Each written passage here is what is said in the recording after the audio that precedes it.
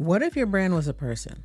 What would they look like? What colors would they wear? How would they show up in the world? Today, we're talking about something that goes beyond words, the visual side of your brand. Because let's be real, people don't hear your message, they see it. And if your brand's visuals are inconsistent or forgettable, it might be getting lost. So if you're ready to make your message as clear to the eyes as it is to the ears, this one's for you. Welcome back to the Leopard Shoe Diaries, the podcast where content creators come to get clear, get confident, and make their mark. I'm your host, Michelle, and today we're diving into a topic that can make or break your brand's first impressions. We're talking about your visual identity. Think about it like this. Your brand's visuals are like the clothes your message wears. They set the tone, create a vibe, and gives your audience a sense of who you are before you say a word. So if you want to stand out, it's time to make your brand as visually magnetic as your message. Okay, first things first. Why does your visual identity even matter? Because in a world full of scrolling, swiping, and 3-second attention spans, your visuals are the first impression. They're the hook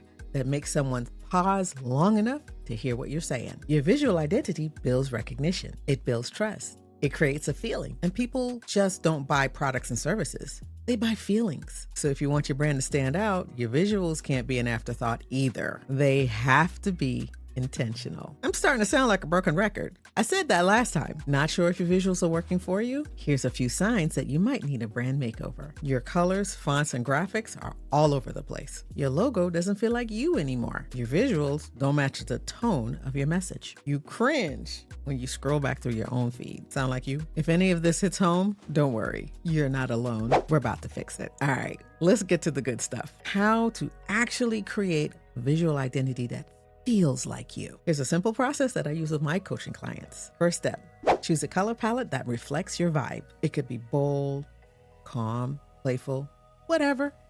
It's got to reflect your vibe. Step 2, pick 2 or 3 brand fonts and use them consistently. Step 3, choose a style for your images. For example, it could be bright, it could be moody, it could be minimalistic, it could be vibrant.